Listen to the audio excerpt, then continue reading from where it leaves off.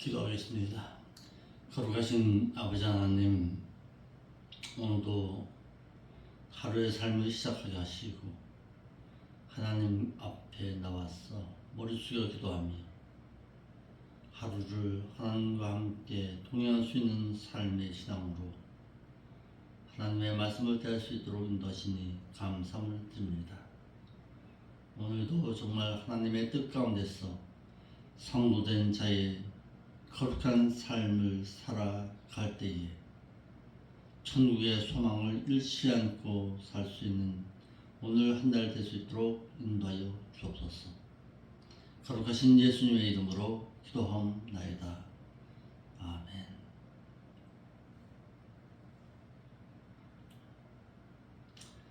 하나님의 말씀은 누가복음 13장 6절로 9절의 말씀을 보겠습니다. 누가복음 13장 6절로 9절. 이에 비유로 말씀하시되 한 사람이 포도원에 무화과 나무를 심은 것이 있더니 와서 그 열매를 구하였으나 얻지 못한지라. 과수원지기에게 이르되 내가 3년을 와서 이 무화과 나무의 실과를 구하되 얻지 못하니 찍어 버리라. 어찌 땅만 버리느냐. 대답하여 가로되 주인이여 금년에도 그대로 주소서.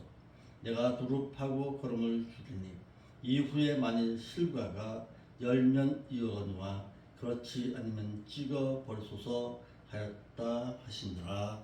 아멘. 믿는 자에게는 믿음 이후에는 믿는 자에게 그 열매를 맺을 수 있는 제세 기간이 믿는 자에게 주어집니다. 성경에는 이 제세 기간이라는 명확한 단어는 없습니다. 그러나 베드로전서 4장 2절의 말씀을 통해서 볼 때에 믿음 이후에는 믿는 자에게 그 제세 기간이 주어짐을 성경은 말하고 있습니다. 한번 읽어보겠습니다. 그리스도께서 이미 육체의 고난을 받으셨으니 너희도 같은 마음으로 값을 삼으라. 이는 육체의 고난을 받은 자가 죄를 시켰음이니 그 후로는 믿음 이후로는 다시 육신의 정욕을 쫓지 않고 오직 하나님의 뜻을 쫓아 육체의 남은 때를 살게 하려 함이니라. 이 육체의 남은 때가 바로 제세 기간인 것입니다.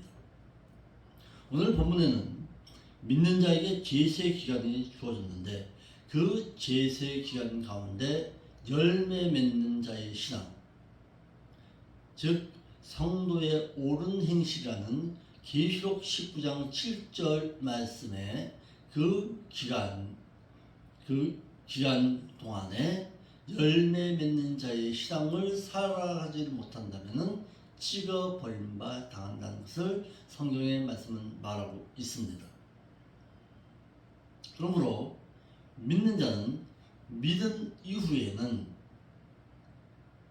반드시 열매 맺는 자의 신앙의 삶으로 살아가야 합니다. 이를 다락방의 유광수 목사 같은 경우에는 이 열매를 전도에다가 포커스를 맞추다 보니까 모든 열매를 전도에다가 이렇게 되지만은 이것은 전도하라는 뜻을 말하는 것이 아니라 성도의 옳은 행실로 말미암아서 믿는 자의 빛된 자의 행실인 마태복음 5장 16절의 말씀을 말하고 있는 것입니다. 농장의 주인은 포도원에 무화과 나무를 심어 놓고서는 그 열매를 맺지 못하자 나무를 잘라 버리시겠다고 하였습니다. 농장의 주인이신 하나님께서는 불신자로 하여금 예수 그리스도를 믿는 신자에게는 반드시 열매를 맺을 수 있는 기간을 주어서 그로 하여금 열매인 의행을 행할 것을 요구하시는데 믿는 자가 예수 그리스도에게 접붙임바 당한 이후에 믿는 자가 의행을 행하지 않으면 찍어 버린 바 당할 것임을 말하고 있는 것입니다.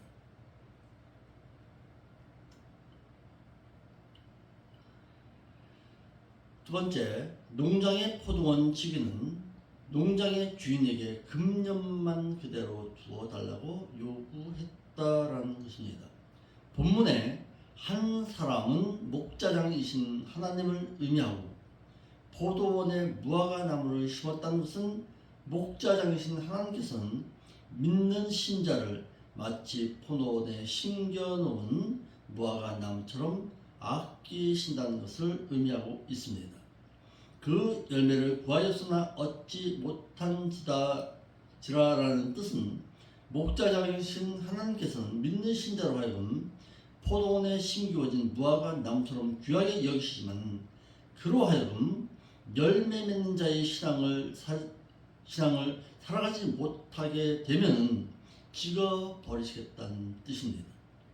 농장의 포도원 지기인 예수님께서는 그로 하여금 금년만 더 참아달라고 요구한 것은 믿는 자가 예수 그리스도에게로 적비품자 당한 후에는 믿는 자가 의로운 행실을 할 수 있는 기간인 계시의 기간이 주어져서 이를 마태복음 7장 21절 말씀에서는 하나님의 뜻을 행할 수 있는 기간으로 말하고 있고, 이 기간 가운데 믿는 자가 의로운 행실로서 열매를 맺지 못하면 찍어버린 바 당할 것임을 말씀하고 있습니다. 이를 마태복음 5장 13절 말씀에서는 소음된 자가 그 소음의 맛을 잃어버리게 되면 밖에 버리고 짓밟힌 바 당할 것임을 말씀하고 있는 것입니다. 그러므로 믿는 자가 믿은 이후에 열매 맺는 자의 신앙의 삶으로 살아가지 못하면 찍어버린 바 당합니다. 이것을 요한복음 15장 말씀에서 이를 그대로 또한 성경은 말하고 있습니다. 13장 10절로 17절 말씀에서는 안식일에 병 고치는 것을 두고서 시비를 거는 바리새인들입니다. 안식일에 한 회당에서 가르치실 때에 18년 동안을 귀신 들려 앉으며 꼬꾸라져 조금 더 펴지 못하는 한 여자가 있더라. 예수께서 보시고 불러 이르시되 여자여 내가 네 병에서 놓였다 하시고 안수하심에 여자가 곧 펴고 하나님께 영광을 돌리는지라. 회당장이 예수께서 안식일에 병 고치는 것을 분내어 물에게 이르되 일할 날이 엿새가 있으니 그 동안에 와서 고침을 받을 것이요 안식일에는 말 것이니라 하거늘 그랬습니다. 예수님께서 안식일에 회당에서 말씀을 가르치실 때에 18년 동안을 귀신 들려 앉으며 꼬꾸라져 조금도 펴지 못하는 한 여자를 치료하여 줌으로써 그가 병남에 하나님께 영광을 돌렸는데 이를 본 회당장이 분을 내었는데 이는 당시 유대교에서는 350개의 율법 외에 다른 종을 만들어 지켰는데 예수님께서는 18년 동안 귀신 들려 앉으며 꼬꾸라져 조금도 펴지 못하는 한 여자를 치료함에 있어서 출애굽기 20장 9절로 10절에서 말하고 있는 안식일을 기억하여 거룩하게 지키라는 그 계명을 어겼다는 것입니다. 예수님께 질문합니다. 주께서 대답하여 가라사대 외식하는 자들아 너희가 각각 안식일에 자기의 소나 나귀나 마귀에게 풀어내어 이끌고 가서 물을 먹지 아니하느냐. 그러면 18년 동안 사단에게 매임받은 이 아브라함의 딸을 안식일에 이 매임에서 푼 것이 합당치 아니하냐라고 말하고 있습니다. 예수님께서 안식일에 18년 동안 귀신 들려 앉으며 꼬꾸라져 조금도 펴지 못하는 한 여자를 치료함으로써 출애굽기 20장 9절로 10절 계명을 어겼다고 시비를 거는 회당장에게 질문하기를 너희가 각각 안식일에 자기의 소나 나귀나 마구에게 풀어내어 이끌고 가서 물을 먹이지 아니하느냐라고 해서 안식일에 행할 수 있는 일과 하지 말아야 할 일에 대해서 말씀하시기를 자신의 사리 사욕을 위해서는 안식일에 일하지 말 것과 하나님의 영광을 위한 선행에 일어나 생명을 살리는 일은 할 것임을 말하고 있는 것입니다. 이는 안식일에 행할 수 있는 일과 하지 말아야 할 일을 잘 참고하시길 바랍니다. 예수님의 질문에 부끄러움을 당한 자들과 영광을 돌린 자들입니다. 예수께서 이 말씀을 하심에 모든 반대하는 자들은 부끄러워하고 온 무리는 그 하시는 모든 영광스러운 일을 기뻐하더라 그랬습니다. 모든 반대하는 자들은 부끄러움을 당하였습니다. 예수님께서 안식일에 18년 동안 귀신들을 앓으며 꼬꾸라져 종도 펴지 못한 한 여자를 치료함으로써 출애굽기 20장 9절로 10절의 계명을 어겼다고 시비를 걸었던 자들은 안식일을 자신의 사리사욕에 의해서 사용한 자들로서 350개의 장로의 유전을 만들어 자신들만이 하나님을 섬기는 자들인 것처럼 외식하는 자들로서 이들은 주님으로부터 부끄러움을 당했습니다. 본문에 부끄러워하고라는 말은 무엇에 대하여, 무엇에 관하여, 무엇에 의해라는 카타와 부끄럽게 하다, 수치를 주다, 모욕을 주다, 창피를 주다, 명예를 시추시키다라는 아이스키네오의 합성어인 동사 카타이시케오의 3인복수 미완료 수동태 직설법으로 말하여서 그들의 주님께서 행하신 그 일로 인해서 계속해서 수치로움과 부끄러움을 당했다라는 뜻입니다. 온 무리는 그 하시는 모든 영광스러운 일을 기뻐하였습니다. 온 무리에 그랬는데 예수님께서 안식일에 행하신 일에 대해서 자신의 사리사욕을 위해서 사용하는 자들과는 달리 온전히 하나님을 섬기며 안식일을 지키는 일에 있어서 생명을 살리는 일과 선행을 행한 일로서 이들은 그 주님께서 안식일에 행하신 그 일로 인해서 기뻐했다라는 사실입니다. 하나님의 나라를 비유로 설명하십니다. 그러므로 말씀하여 가라사대 하나님의 나라가 무엇과 같을꼬 내가 무엇으로 비할꼬 마치 사람이 자기 체전에 갖다 심 겨자씨 하나를 갖더니 자라 나무가 되어서 공중의 새들이 그 가지에 깃들였느니라. 본문의 말씀을 또한 신천지인들이 잘 사용하는 내용 가운데 하나입니다. 예수님께서는 하나님의 나라를 비유로 말씀하셨습니다. 왜? 하나님의 나라에 대해서 사실 그대로 설명하면 알아듣지 못하니까 비유로서 말씀하신 것입니다. 예수님께서는 하나님의 나라를 설명함에 있어서 그 무엇으로도 비교될 수 없기에 같을꼬라는 동시에 함께 한 곳에라는 말과 유사한 다름과 무엇과 같은 무엇과 비슷한이라는 뜻이고 비할꼬라는 이 말은 그 무엇으로 같다고 말할 수 있겠는가라는 뜻으로 예수님께서는 하나님의 나라를 설명할 다른 그 무엇이 없기에 비교하여서 말씀하신 것입니다. 즉 비유라는 것은 비교해서 서로 알아듣기 쉽게 말하는 것을 뜻하고 있습니다. 예수님께서는 하나님의 나라를 비유로 마치 사람이 자기 체전에 갖다 심은 겨자씨 하나를 같다고 했습니다. 예수님께서는 하나님의 나라를 세상의 그 무엇으로도 비교할 수 없으시기에 비유로서 말씀하시기를 하나님의 나라는 마치 사람이 자기 체전에 갖다 심은 겨자씨 하나를 같다고 하였습니다. 겨자씨는 배추과의 1, 2년생 식물로 그 씨는 아주 작은 좁쌀 같아서 아주 작지만 생명력을 가지고 씨를 틔운 그 겨자씨는 보통 1m에서 3m까지 자라서 나무가 되어 공중의 새들이 그 가지 밑에 둥지를 트기도 했습니다.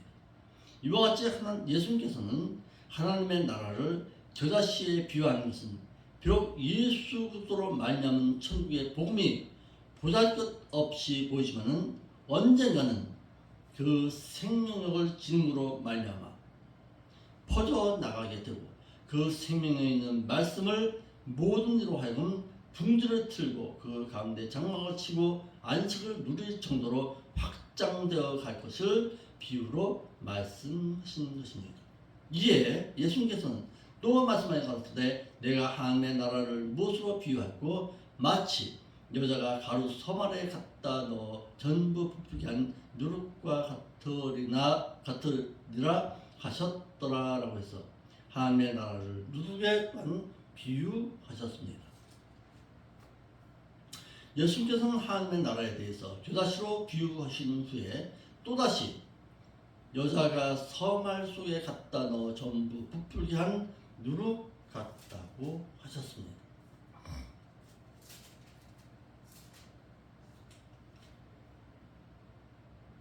이 역시 예수님께서 하나님의 나라를 누룩에 비유하심은 자신으로 말미암은 복음의 확장은 마치 가루 서말인 10인 가족의 하루 식량과도 같이 보잘것없어 보였지만은 누룩으로 인해서 부풀어 확장되면은 감당하기 힘들 정도로 부풀어 오르게 될 것을 비유로 말씀하신 것입니다.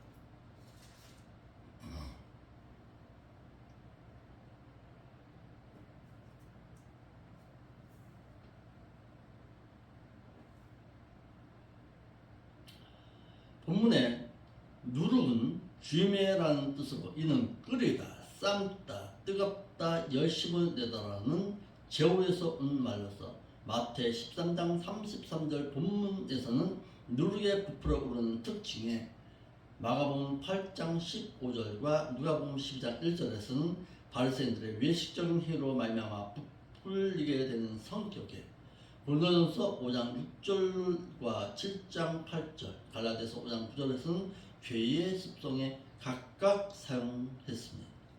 그러므로 신천지인들이 말하는 것처럼 누룩 그럼 전부 다 죄 이렇게 단정 지어서는 안 됩니다.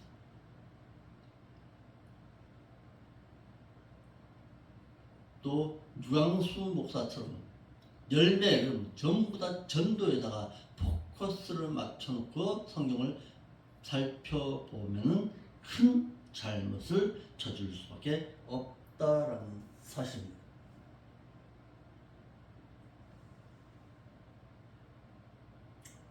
오늘은 여기까지 하겠습니다. 오늘 우리에게 주는 교훈은 믿은 이후에는 반드시 믿는 자는 열매 맺는 자의 신앙으로 살아가야 한다는 것을 배웠습니다.